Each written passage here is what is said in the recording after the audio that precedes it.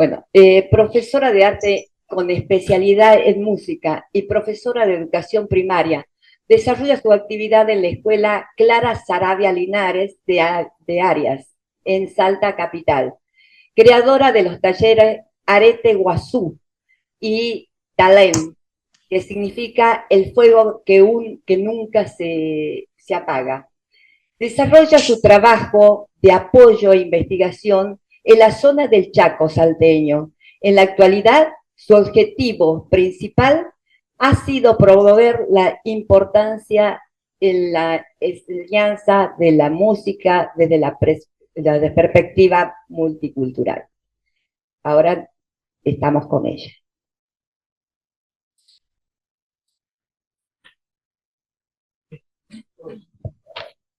Bueno, buenos días, muchas gracias.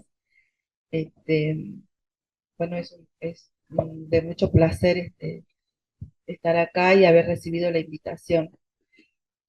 Eh, bueno, es muy importante para mí comunicar que sobre todo el trabajo que iniciamos hace un par de años está relacionado con las preguntas que nos hacemos como educadores, los desafíos a los que estamos continuamente tratando de resolver y de hacer el trabajo para que los niños este, pueda impactar, digamos, este conocimiento en su vida, sea significativo y pueda pueda ser usado en algún momento de su vida.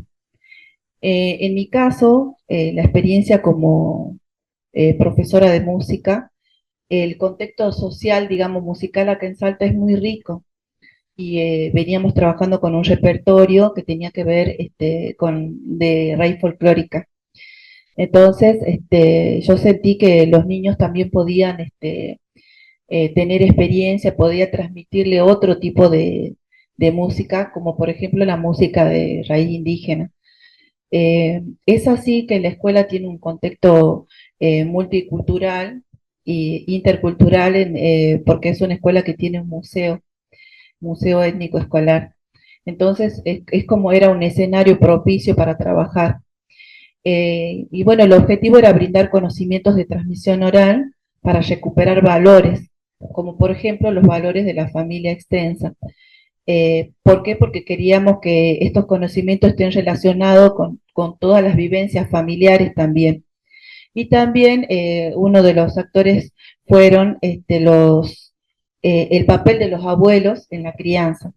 Este tipo de conocimiento está relacionado mucho con la nación guaraní. Nosotros acá en Salta tenemos zonas, la zona del norte de Salta, con la población de la nación guaraní, los Aba guaraní. De esta forma invitamos a Andrea Segundo, que está aquí presente, a que nos visite en la escuela para que los niños puedan tener una experiencia con ella y ella sea la transmisora de sus vivencias de forma, digamos, personal. Esto impactó mucho en los niños desde muchas formas. Por otro lado, para mí era importante buscar la musicalidad y la expresión a través de las palabras. ¿Por qué las palabras? Porque los guaraní hablan mucho de las palabras almas, ¿no? Y a los chicos fue muy impactante para ellos conocer el idioma a través de Andrea, porque Andrea los saludaba en idioma, les contaba cosas en idioma, y también otros sonidos, como los sonidos de los tambores y las flautas de los guaraní, que acá en esta zona la llamamos pim pim, que es la música, la danza, todo, digamos, la fiesta del pim pim. Y bueno, estos conocimientos también fueron transmitidos, o sea, yo los recogí, transmitidos por otros grabados, aprendí la ejecución instrumental de estos instrumentos a través de músicos guaraní. La respuesta de los niños fue muy satisfactoria porque ellos trabajaron durante casi 4 años y Andrea era como la que a través de sus visitas, estimulaba, digamos, el aprendizaje de estos conocimientos. Esta mañana, bueno, yo estoy disfrutando de la visita de Andrea, que ella es de la comunidad San Francisco de Pichanal. Yo le preguntaba a Andrea cómo se dice tradición en guaraní. Pero yo ya conocía una palabra muy importante, porque el ñandereco es una palabra que encierra todos los saberes, ¿sí? Todos los saberes, la cosmovisión, la forma de estar, de sentir. Entonces, nosotros habíamos hablado eso, entonces la palabra ñandereco, cuando uno dice ñandereco, es más, la currícula que fue aprobada hace pocos años acá en Salta, la currícula guaraní, es ñandereco guaraní, ¿no? Eh, y bueno, la respuesta fue muy, muy buena porque los niños estuvieron atravesados por esos conocimientos y por las experiencias y comparando también su vida de niños con la vida de la niñez de Andrea, ¿no?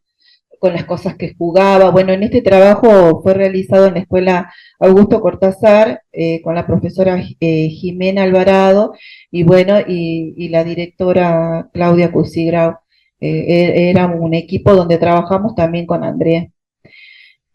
Bueno, de este trabajo resultó el libro que los niños escribieron, coordinado por nosotras tres, que se llamó Siguiendo las huellas de Andrea. Y bueno, este libro tiene todo lo que los chicos fueron trabajando en el museo de la escuela, haciendo trabajos de investigador, y tiene imágenes de los relevamientos que yo hice en la zona de Bolivia y de Argentina, en la parte de Pichanal, de San Martín, departamento San Martín, Yacuiba, eh, me olvidé del otro lugar, Camiri. Entonces los niños contaron, digamos, con este material hecho para ellos, digamos, específicamente, ¿no? Bueno, luego de esto, bueno, paralelamente trabajábamos en la parte de música con las canciones que Andrea nos transmitió, que algunas canciones pertenecían al aspecto del hogar, o sea, realizaba su papá era músico, entonces su papá creaba, digamos, vínculos con ella a través de la música y inventaba canciones para acompañar algunas cuestiones de la vida diaria, y bueno, eso nos transmitía Andrea y los niños, así se fue armando. Ya tenían una formación, son chicos que venían conmigo desde jardín de infantes, ya estaban con toda la trayectoria, y formamos un coro. Este corito iba cantando toda digamos, todas las canciones que yo había recopilado de transmisión oral de los profes bilingües del norte, algunas canciones también de Bolivia que me habían transmitido profesores. También ahí creamos el coro, el cancionero guaraní, ¿sí? Todas las canciones tienen un fundamento pedagógico y tienen un contexto, digamos, musical, que los chicos también, no fue extraída la música para trabajarla acá, digamos, que es lo que generalmente pasa con la música que tiene raíces propias, ¿no? Por ejemplo, yo siento que para enseñar, por ejemplo, la música folclórica, si viene acá en Salta, no necesitamos muchos contextos, porque ya miramos los cerros y en nuestro contexto, pero es lo que pasa, ¿no? Es como que se descontextualiza la música con finalidad musical nada más. Eh, También hicimos programas de radio, eh, que los niños en pandemia, que los niños lo abordaron muy bien porque ellos ya tenían un conocimiento anterior acerca de la lengua. Entonces, de manera telefónica armábamos los guiones con Andrea y los niños venían a mi casa y grababan las partes en que se decían idiomas. Son unos micros radiales que están se llaman Oñemama y que significa entrelazarnos. Eh, Después continuamos el proyecto con la grabación de un disco donde, bueno, también fue la primera vez que los niños estuvieron en un estudio de grabación. Andrea grabó los relatos que ella le había realizado a los niños, o sea que este material tiene 3 relatos, primero en guaraní y después su traducción. Tiene música instrumental, el Pim Pim, y tiene las canciones que fueron grabadas acá en Salta en un estudio de grabación. Eso también fue una experiencia maravillosa para los chicos. Y después, una de las últimas cosas que hicimos, acciones, pudimos viajar a la Misión San Francisco con los niños, la mayoría eran casi 22 niños. Hicimos un viaje de estudios, pero armamos todo relacionado con otras ciencias, con otros conocimientos, y fuimos recibidos por los niños de la escuela de la Misión San Francisco. Los niños hicieron conversatorios, nos pudimos quedar 2 días, recorrer la comunidad, todos los saberes, digamos, territorializados también. Eso fue porque ellos realmente tenían un deseo enorme de conocer dónde vivía Andrea a partir de los relatos. Entonces fue de mucha felicidad para ellos ir a la casa de Andrea. Nosotros no le habíamos dicho bien el itinerario, y en un momento del recorrido de la comunidad la ven parada Andrea fuera de su casa. Entonces fue de mucha alegría para ellos estar en la casa de Andrea. Bueno, con esto el mensaje principal es, yo creo que tiene que ver con un trabajo en serio, un trabajo respetuoso. Eh, en las consultas bibliográficas que realizamos, eh, nos permitió, digamos, avanzar en algunos aspectos o trabajar con diferentes métodos, pero para nosotros en especial fue lo principal la voz, ¿no? Qué era lo que ellos nos podían decir, nos querían contar, nos podían comunicar, y de esa forma no pasaba por ningún filtro, ¿no? Por ejemplo, Andrea, cuando hizo las grabaciones de los relatos así como se los relataba a los chicos, y fue una sola toma, ¿no? En ningún momento hubo una corrección, una sugerencia, porque para nosotros era muy importante la voz de nuestros hermanos guaraní, y la forma en la que ellos brindaron sus experiencias, su modo de ver, ¿no? Eh, en la familia de a poco se fue sumando el acompañamiento, y viendo que lo que los chicos estaban realizando era de gran responsabilidad y de mucho respeto, ¿no? Los estudiantes terminaron siendo especialistas en todo lo que nosotros abordamos y le brindamos. Y tener una figura, ellos dijeron, les voy a leer algo que me parece para cerrar. Ellos dijeron que hicieron una dedicatoria a Andrea. Dice: dedicamos este libro a la señora Andrea II, nuestra amiga confiable, a todos los guaraní, porque los hicimos con dedicación y mucho afecto. Ellos encontraron en Andrea cariño, respeto, y conservaron y conservan, digamos, toda esta experiencia como un aprendizaje para la vida. Eh, bueno, parece que no sé si don José quiere preguntar algo. Un aplauso.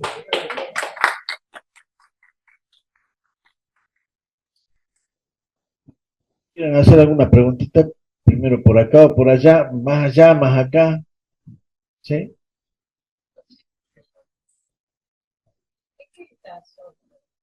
Maggie, pasan el micrófono. Si sienten la pregunta, lo del más allá.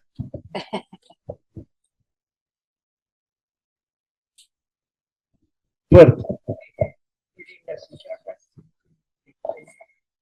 Los niños que integran los grupos que ustedes seleccionan para irlos formando y dejar que sean depositarios de la enseñanza.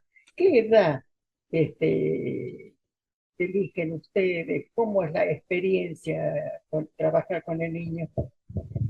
Bueno, los niños comenzaron esta experiencia a los 10 años. Sí. Pero ya eran mis alumnos desde el jardín. O sea, ellos tienen formación musical, después tienen talleres de jornada extendida en la escuela y en los talleres se había propuesto trabajar patrimonio cultural. Entonces, pero tiene que ver también con el perfil docente, ¿no? O sea, por eso pudimos armar un equipo como el que trabajamos.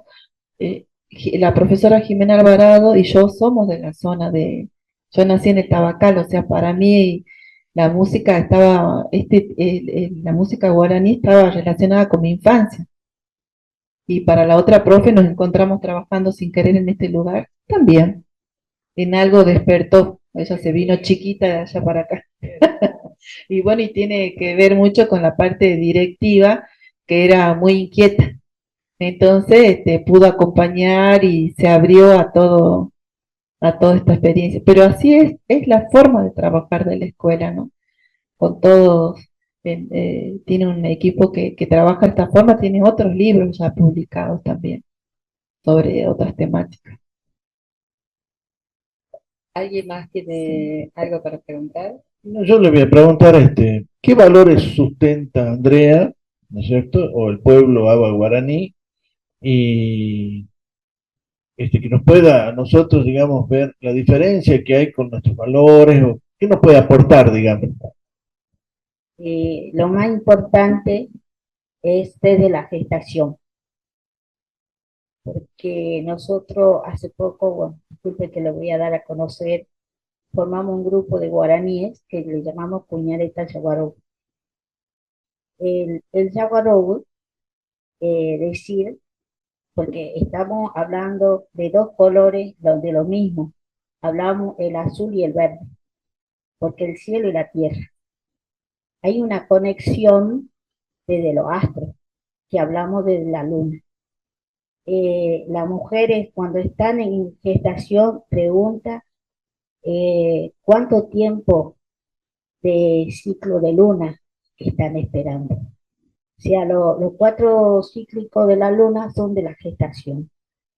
Entonces, ¿por qué se está gestando? Porque la luna está dando vida a la mujer, porque no lo hacemos la humanidad, sino desde la luna, según la creencia guaraní, porque ahí está, digamos, de la gestación. Son los dos astros, tanto el sol y la luna.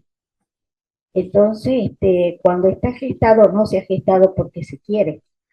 Cuando una mujer está en gestación, es una fiesta para la nación guaraní.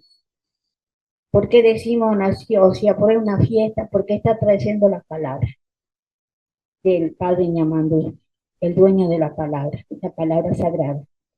Cuando hablamos de ñe, estamos hablando de la palabra dulce y con mucha honra, porque la lengua guaraní no tiene malas palabras, todo es de buenas palabras. Y cuando se quiere decir o quiere educar al niño, se lo sienta y se habla con cariño. O sea que ahí entra todo lo que es el método de pedagogía psicológica y fisiológica también. Andrés, disculpa, contales sobre el Boroao, Borerecua, Yopararecua y Yopuepo. Bueno, en esto simboliza los 4 pilares que nosotros tenemos, el carapepo. Y en eso están los 4, lo más importante, que es Boroao, Borerecua, Yopararecua, Yopuepo. Eso es parte teológica dentro de lo que somos el pueblo. Y entonces ahí entra todo. Por eso cuando hablamos del ñandereco, o sea, ñande somos nosotros, o lo que vivimos en el espacio que decimos tierra. Pero esto viene de lo alto, porque ahí, digamos, hablamos también de los elementos que están dentro de nosotros. O sea, digamos, el agua, el aire, la tierra y el fuego. Entonces, esos elementos tienen que estar en equilibrio para que este pueblo, lo que nosotros tenemos que fundar, vivenciar, conocimiento, sabiduría, de forma de vivir. Por eso el ñandereco es la forma de vida cotidiana. Para nosotros no existe educación, sino forma de vida cotidiana. Cada día que amanece aprendemos algo, porque a través de mito que se dice, o sea, a través de cuentos, pero ese cuento queda en punto suspensivo. Al otro día te vuelve a preguntar, ¿quién son los que han aprendido? Bueno, esa formación es lo que yo más o menos lo usé con los niños de la escuelita Cortázar.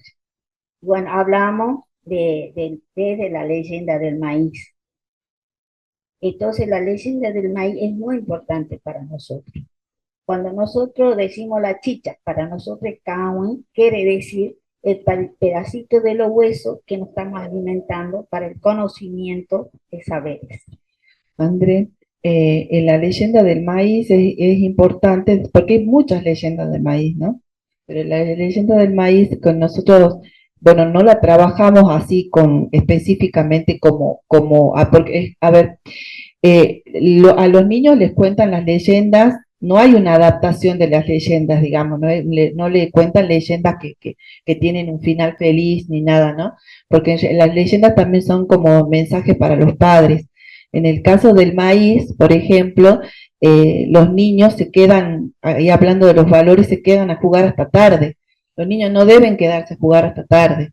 Entonces, cuando ellos quieren entrar a su casa, así es, Andrés, ¿cómo era? Claro, y bueno, esto también va, digamos, para los padres, que hay que tener mucho cuidado. Claro, del cuidado de los niños. Que hay que tener cuidado. Bueno, los niños quedan, digamos, afuera y los padres no los hacen entrar, no son responsables, entonces Ñamandú se los lleva, ¿no? Los chicos están jugando en una ronda.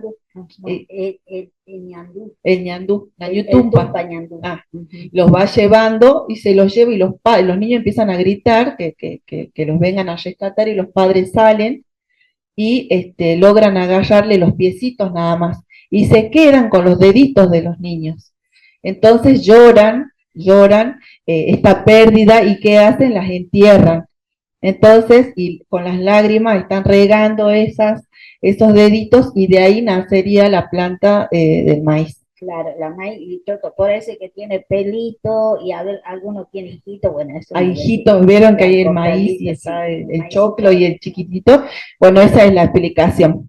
Sí. Bueno. Y tan lindo con los chicos porque hablábamos que eso nos dijo para alimentos también, alimentos claro, sagrado. Tiene todo, porque es un alimento sagrado el maíz. Sí. Un aplauso. Fíjate conmigo, yo voy a seguir ahora, ¿sí? Y después sigue Mike. Preséntame entonces. Bueno, ahora con ustedes el profesor José de Guardia de Ponte. Ahí está. José de Guardia de Ponte, profesor de Informática y Análisis de Sistemas, actual presidente y director nacional del Consejo Federal de Folclore de Argentina, COFAR, miembro de la mesa directiva de COFAN, Consejo de Folclore de América, autor y director del CD Salta desde el 2003 al 2008, autor y director de la EDI Salta, Enciclopedia Digital Interactiva de la provincia de Salta. Del 2009 a la fecha, actualmente es director de la Biblioteca de la Legislatura de Salta. Con ustedes, José de Guardia de Ponte. Adelante. Bueno, muchas gracias. Listo. Bueno, lo que yo voy a hacer va a ser hablar sobre la tradición, ¿sí?, de la manera más sencilla posible y un poco interactuando con ustedes. Sí, estoy bien, estoy apenas. Estoy bien.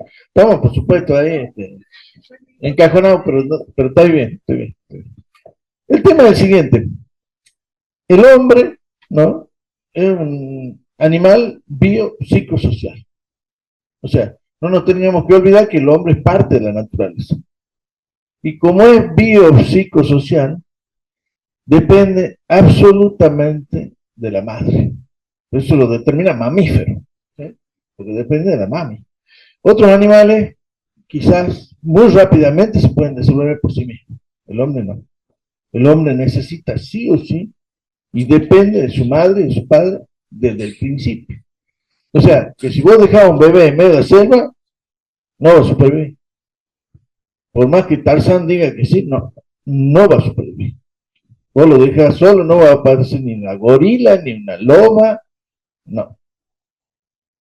Entonces, el aprendizaje del hombre se da por esa cuestión, desde la madre.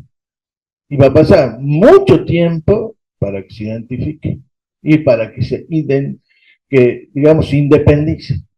Mucho tiempo. Va a pasar años, quizás a los 30 años va a decir, papá, quiero hacer un postdoctor. No se quiere ir de la casa. Entonces, nosotros damos cuenta que va a depender de la sociedad, fundamentalmente. De la madre primero, el padre, y de la sociedad en sí, el hombre biopsicosocial. Y esta cuestión hace que esa relación fundamental de la sociedad hace que existan normas para poder convivir. Si no, no se puede vivir.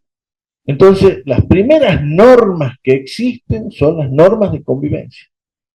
Lo primero que hace el ser humano cuando está ya en familia, ponerlo en grupo familiar, va a haber normas, va a haber leyes de convivencia. Es fundamental para vivir y supervivir. Entonces, esas primeras normas se van a llamar normas morales. Ahí nace la moral. Porque la moral, muchos piensan que viene de morada, y no es así. Viene de una palabra latina que dice mores, que quiere decir costumbre.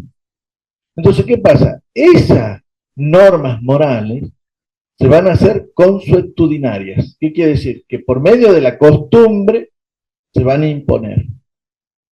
Y por supuesto, esas normas morales van a depender de los tiempos. Porque así como se van a ir transmitiendo de generación en generación, cada generación que venga va a querer mejorar, embellecer, perfeccionar. ¿Por qué? Porque cada hijo va a decir, no, lo que hizo mi papá acá no estuvo bien, yo lo voy a hacer mejor.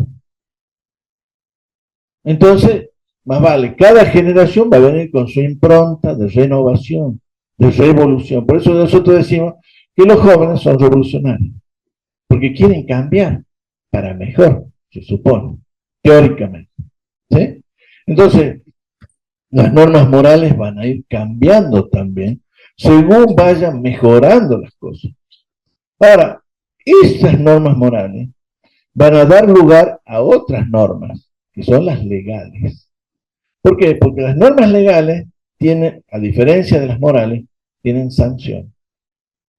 O sea, para los que no cumplan con las normas, hay una sanción, una penalización. Y eso, para eso está la ley. Entonces se van imponiendo leyes que van a depender de la moral, por supuesto, porque nacen de ahí. Aunque, por supuesto, algunas veces tenemos leyes que son inmorales, ¿no? O sea que directamente va a depender de así, van naciendo y se van dando, y de esa manera también está la consuetudo, quiere decir que se van a ir transmitiendo. Ahora bien, estas leyes de la moral, existe otra palabra que se llama la ética. ¿Qué es la ética? Muchos confunden moral y ética, pero no es lo mismo. La ética lo que hace es interpelar, discutir, cuestionar a la moral y discutir, cuestionar a la ley. La ética es una ciencia que estudia la moral y la cuestiona. Ahora, ¿qué pasa? Como hay muchos pueblos, muchas culturas, muchas formas, hay muchas morales, ¿sí? Pero hay una sola ética, porque la ética lo que hace es, en definitiva, cuestionar a la moral, ¿sí? Entonces nosotros vamos a encontrar que otros pueblos tienen morales que para nosotros son inmorales. Por ejemplo, para la comunidad occidental y cristiana, ¿sí? No le parece bien que la comunidad musulmana, por ejemplo, ¿no es cierto?, las vista a las mujeres y las envuelva y no, para nosotros no va a ser bueno, no nos va a considerar, pero para ellos sí, porque ellos es su costumbre, es su moral. Ahora, la ética, por supuesto, va a cuestionar de otra manera, desde otro punto de vista. Bueno, todo esto que vamos diciendo, en definitiva, vamos a hablar de dos palabras fundamentales. Una se llama identidad y el otro se llama alteridad. O sea, esta cuestión de la identidad es lo que hace que un grupo humano, con una cultura, con una costumbre, con una ley, forme un aspecto, digamos, una estructura por la cual yo me reconozco. Que yo tengo un sentido de pertenencia. Yo pertenezco a tal cuestión. ¿Por qué? Porque me identifico con tal. Eso no quiere decir que seamos iguales, ¿no? Porque yo, por ejemplo, un hijo se identifica con su padre, pero se diferencia a la vez también, ¿sí? Entonces, este juego de identidad, alteridad, va jugando con nosotros, ¿sí? Tranquilo, y por supuesto, cada pueblo va a significar su identidad, pero también en el juego de la diferenciación, ¿sí? Muchas veces nosotros viajamos, pero no solamente para ver bellas y hermosos paisajes, ¿sí? Sino para conocer otras culturas. ¿Y esto qué quiere decir? Que yo, al conocer otras culturas y al diferenciarme, a la vez me identifico. O sea, una manera de saber quién soy es fácil, es saber quién no soy. Entonces, acá se da esta sana relación entre la identidad y la alteridad. Bien. Hasta acá, digamos, todo normal, todo perfecto, ¿sí? Pero convengamos que el hombre no solamente tiene valores, ¿sí? Está lo bueno, o sea, ¿qué es lo que se transmite? ¿Qué es el folclore? Son los valores. ¿Qué son los valores? Lo bueno. ¿Que sirven para qué? Para convivir, las normas. Ahora, también en el ser humano está lo peor, ¿sí? Está lo malo. Y esas cosas malas existen en el hombre, existe la destrucción, existe los disvalores, le llamemos los defectos, los errores, existe la guerra, existe el ansia de poder, existen muchísimas cuestiones negativas en el hombre. Y eso no hay que negarlo. O sea, en la sociedad nosotros lo podemos ver perfectamente eso. Está dentro del hombre. Para cada acción hay una reacción. Funciona perfectamente los opuestos. Y en este juego, ¿sí?, que es el ser humano, por supuesto, está la tradición. Y la tradición, esa palabrita que muchos confunden con el folclore, es un mecanismo por el cual se transmite la cultura. Se va transmitiendo de padre a hijo la cultura, de familia en familia, de sociedad en sociedad. Se va transmitiendo. Al principio se hacía oralmente, ¿sí? Y después la transmisión se perfeccionó y viene la escritura. La mejor forma de saber qué pensaban hace 1000 años. Se va transmitiendo y se va transmitiendo. Y por supuesto hoy día tenemos medios mucho más sofisticados que el papiro, que el libro, ¿sí? Están la informática, las comunicaciones, y la cultura se va moviendo, ¿sí? Y por supuesto, ustedes van a decir, en un mundo tan globalizado como el nuestro, vamos a encontrar transmisiones de cultura de diferentes formas. Yo siempre doy el ejemplo, mi abuelo era francés, ¿sí? Nació en la isla Mauricio, pasó a Francia y vino a Argentina, francés, ¿sí? Mi papá porteño, nació en Buenos Aires, bueno, si bien nació en Salta, pero se crió en Buenos Aires, ¿sí? Otra cultura, la rioplatense, el tango, totalmente diferente. Otras tradiciones. Y después vino a Salta, se casó con mi mamá, de familia tradicional salteña, y nací yo. O sea, francés, porteño, salteño. Y de ahí mis hijos, totalmente globalizados, con internet, ¿sí?, con Twitter, con Instagram, con toda la tecnología habida y por haber. El mundo se mueve. Pero hay acá que estas cuestiones muy comunes y muy antropológicas en el hombre, donde esas transmisiones eran de familia en familia, ¿sí?, en un mundo como el nuestro, las cosas no son tan así. Y eso es lo que hoy estamos estudiando. Y estamos tratando de entender, ¿sí?, cómo se dan estas transmisiones de la cultura. Imagínense ustedes, en un mundo moderno donde los padres tienen que trabajar, los chicos se crían con el televisor, ¿sí? Entonces, ¿qué pasa? Más vale, ellos están viendo novelas norteamericanas traducidas en Puerto Rico, ¿sí? Y, por supuesto, con otros lenguajes, otras jergas. Están viendo películas alemanas, japonesas, están teniendo historietas de China, de Japón, y cada vez más lejos de esa cultura ancestral que nosotros íbamos transmitiendo. Entonces, hoy un chico, en vez de decir heladera, dice nevera. ¿Sí? O claro, te sale uno a decir, ha aparcado el carro en la acera. ¿Por qué? Porque están teniendo otro tipo de dialecto, otro tipo de jerga. Ahora, ¿cuál es el problema? Si existe un problema. Es que esta sana relación entre la identidad y la alteridad, entre lo que soy y lo que no soy, es ahí donde se va rompiendo, se va perdiendo. Entonces, por ejemplo, hay un Argenmex, ¿no es cierto?, un estudioso argentino radicado en México, García Canclini, que saca un término que dice culturas híbridas. ¿Sí? Culturas híbridas quiere decir que no tienen reproducción, hibridación no tiene reproducción. Ahora, claro, ellos dicen, se ha cambiado la transmisión de la cultura que viene del padre al medio de comunicación, de la televisión, internet, y esa cultura híbrida, él le llama especular. ¿Qué quiere decir especular? Viene de speculum, viene de espejo. Ustedes ven que el espejo da imágenes invertidas, o sea, no sé si alguna vez mucha gente se ve en el televisor y dice, ah, no soy yo ese. ¿Por qué? Porque está acostumbrado a verse en el espejo. Y en el televisor te muestra cómo son. Acá es donde estamos recibiendo información, estamos recibiendo cultura invertida, no es la nuestra. Ahora, ¿cuáles son las consecuencias?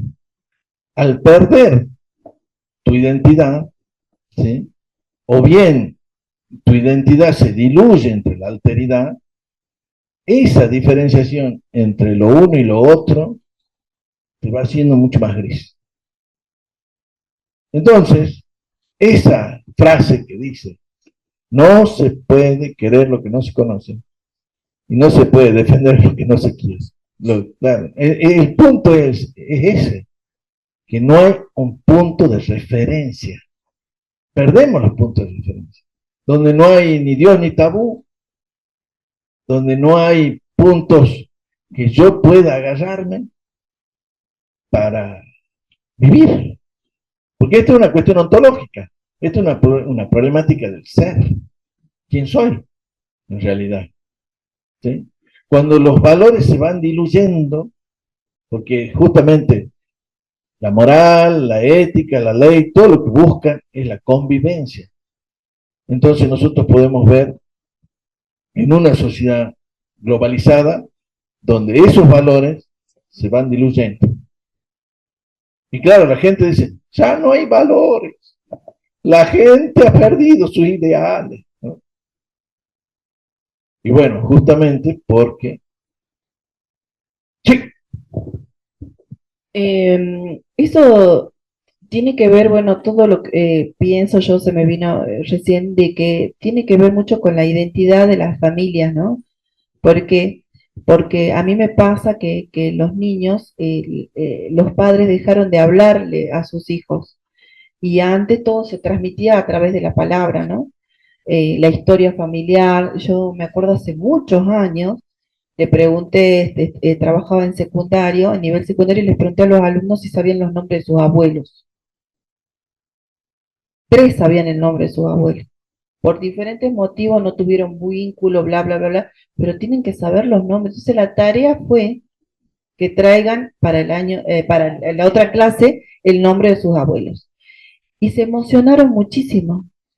Entonces, después me pasa, por ejemplo, en nivel inicial, que los padres no estimulan la palabra ni los vínculos con los niños, hace muchos años también, ¿no? Entonces no les habla. Mi papá inventaba canciones, le cambiaba las letras y nos cantaba a nosotros, ¿no? Mi papá me contaba historias de su papá, y así yo supe la historia de la familia de mi papá, pero a la historia de la familia de mi mamá la tuve que buscar. Fue una búsqueda de la identidad, o sea, fue necesario para mí tener la historia de mi mamá también.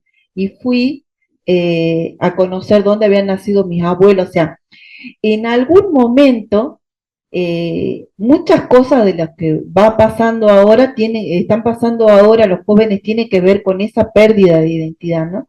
Con no saber, digamos, su propia historia, ¿no? Que era la que, bueno, nosotros nos contaban de diferentes formas. Así es. Y por supuesto, todo esto trae aparejado desorientación. Nosotros vamos a encontrar en nuestra sociedad jóvenes desorientados, ¿no? Donde los valores ya no son tan importantes, ¿sí? Donde el tema, por ejemplo, de la violencia está muy inserta en ellos. ¿Por qué? Porque sencillamente están mostrando dentro de lo que son los medios de comunicación que la violencia es, digamos, una garantía de poder, ¿sí? Lo vemos en los superhombres, pues. ¿Sí? Superman, Batman, ¿sí? El hombre araña, qué sé yo, más modernos, Goku, ¿no? Vamos a encontrar que todos van a prevalecer por medio de la violencia. Entonces los chicos, que justamente tratamos de infundir que la forma de poder convivir en paz, ¿sí? En armonía, vamos a encontrar otros tipos de manifestaciones juveniles, y lo hemos visto en los raquistas que mataron a un chico, hace poquito ahora salió por televisión una golpiza que dieron unos chicos a otros en San Lorenzo. Bueno, porque hay una generación de violencia constante que están infundidos por los medios de comunicación, ¿sí? Los juegos, la Play, no hay un juego que no traiga violencia. Y Es sí, decir, el que los atrae a los chicos, si vos vas a ver los juegos, pones a ver, todos son de violencia. En este momento los chicos están muy adictos a los juegos de la Play, sí, ¿cierto?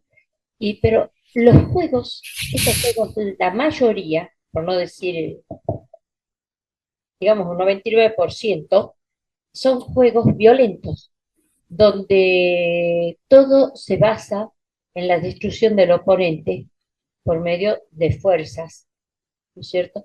En ningún momento existen juegos de palabras, juegos de integración, comunidad, incluso hasta los videos que son para los más chiquitos. Entonces, en la mente del chico está forjada la violencia en sí. Y eso es sinónimo de poder. Y bueno, no vamos muy lejos. Tenemos acá políticos que se basan nada más que en violencia. El trato hacia los demás políticos y se hace política por medio de violencia. Entonces, estamos viendo cómo se está perdiendo, porque considera que toda la ética, todo lo moral es de modé, es viejo, es de los débiles. Eso es una creencia que está en la mayoría de los jóvenes. perfecto. Pero ahora vamos a avanzar un poquito más. El hecho de, Perdón, José. sí, A mí este tipo de diálogo acerca de que ahora estamos más violentos que antes, es algo en lo cual yo jamás he estado de acuerdo. Porque, como para dar un ejemplo nada más, digamos, lo que pasa es que la violencia cambia solamente, cambia la estética de la violencia, pero el mundo siempre ha estado digamos, el poder de quien lo detenta está basado en la violencia.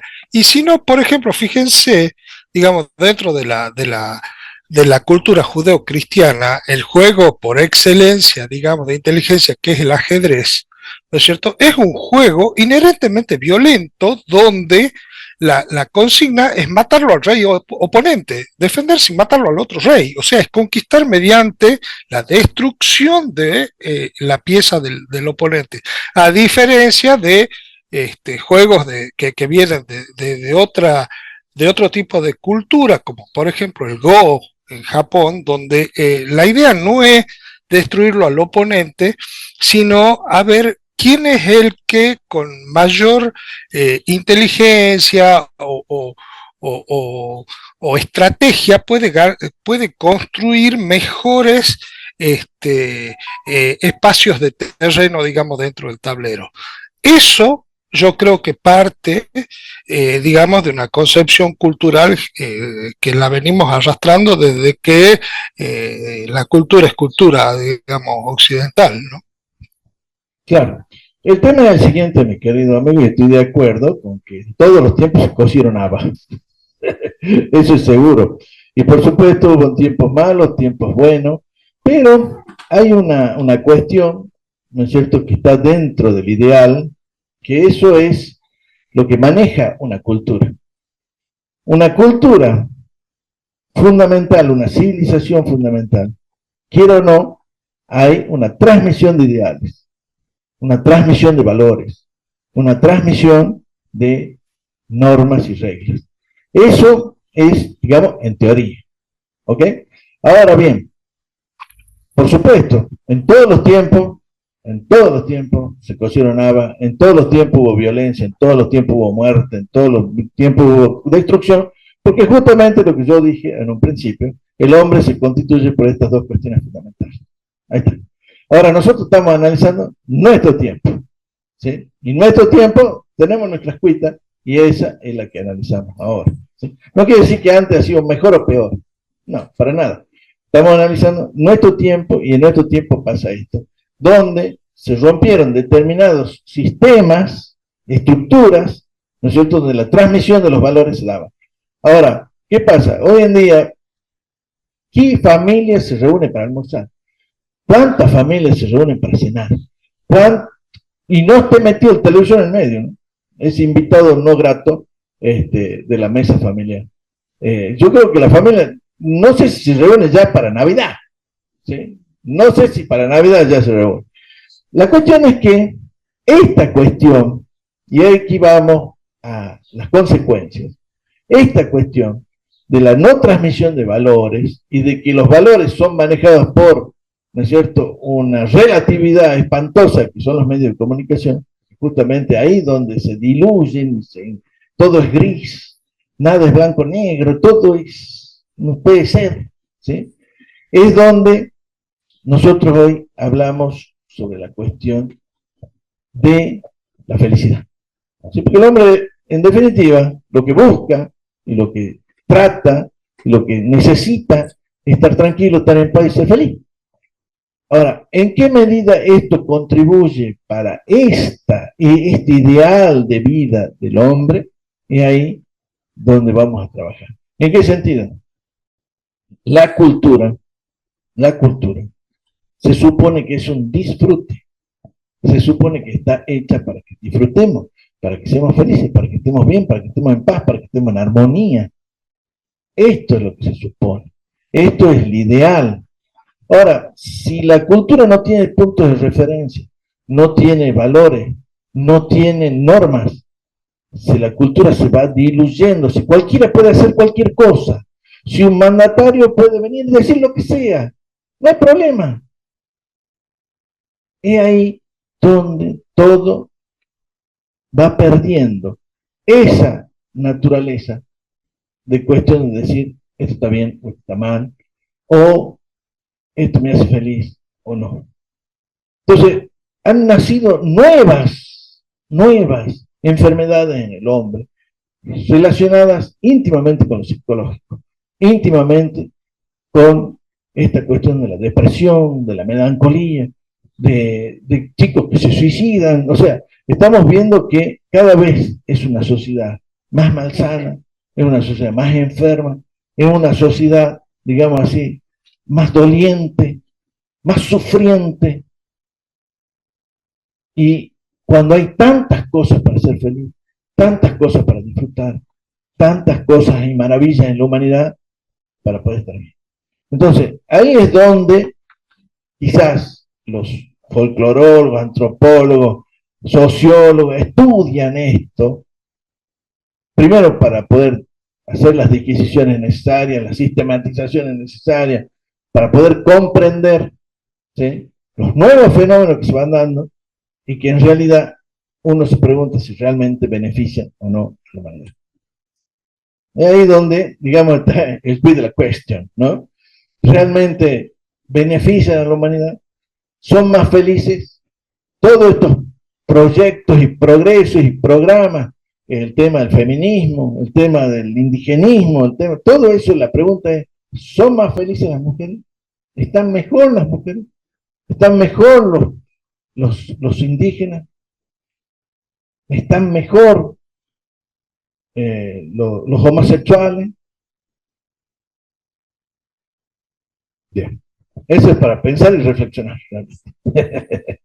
Bien, no sé, José Greco, si quiere hacer un rebate. En realidad, digamos, a ver, soy padre de un hijo adolescente de 15 años, así que me toca, digamos, remar a los 60 con cuestiones que uno ya no tiene tanta gimnasia, ¿no? Pero bueno, uno entiende que son cuestiones inherentes a la adolescencia, inevitables y forman parte del crecimiento de todos y del lenguaje de ellos.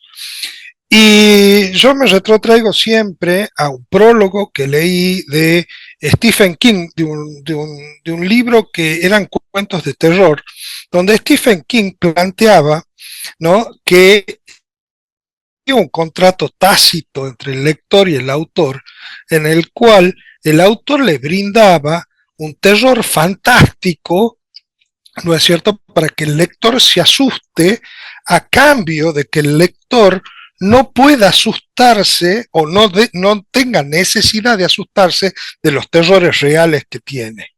Y de alguna manera, mi visión, digamos, cuando lo veo a mi hijo jugar a estos juegos ultraviolentos, ¿no es cierto?, es que existe un contrato tácito entre el juego y el jugador, en el cual, sin que haya alguna patología de por medio, el jugador entiende que esa violencia es como la novela de terror de Stephen King, o sea, es irreal. O sea, a nadie se le ocurre agarrar una ametralladora, una granada y salir a la calle, ¿no es cierto?, a dispararle a la gente. Pero sin embargo, la violencia inherente que todo el mundo tiene y tiene que gestionar, de alguna manera se va canalizando hacia esa violencia que para nosotros es terrible, pero cualquier persona normal entiende que es algo fantástico, no es algo real.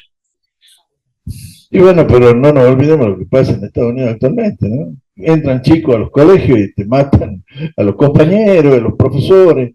Y hablamos de gente aislado, normal. Esto no es un hecho aislado. Sí, pero muchas veces preguntan a esos chicos por qué hicieron eso y consideran que lo que hicieron fue parte de la cultura, y parte de lo que está bien. Hay una banalización, claro, una banalización del mal muy grande. Es lo que pasa, que los chicos, ¿quién dice la palabra adolescente? Adolecen de lo que nosotros ya tenemos como adultos, que es del raciocinio puro, de saber discernir con claridad lo bueno y lo malo, y lo que sí, de lo cual no podemos hacer uso. ¿Qué cosas podemos hacer uso de lo que estamos viendo? Entonces, lamentablemente, yo creo que a través de esos juegos, los chicos van acostumbrándose a esa violencia y consideran que para ser ganador en este mundo tienen que aplicar esa violencia. Bueno. Pero por eso, porque están bueno, yo me acuerdo, vos sabés que esto, cuando pasaron la primera película de Drácula, ¿no?, de Bela Lugosi, o sea, ni en película, estoy hablando en el teatro. O sea, Drácula es de una obra de Bram Stoker, se presenta por primera vez en Nueva York en una obra de teatro, ¿sí? La gente se desmaya. Estamos hablando de una obra de teatro que hoy quizás sea un cuento para chicos, ¿no? Entonces, quiere decir que los tiempos han cambiado, de alguna manera, ¿no? Pero bueno, vamos a pasar a la próxima y después seguimos charlando.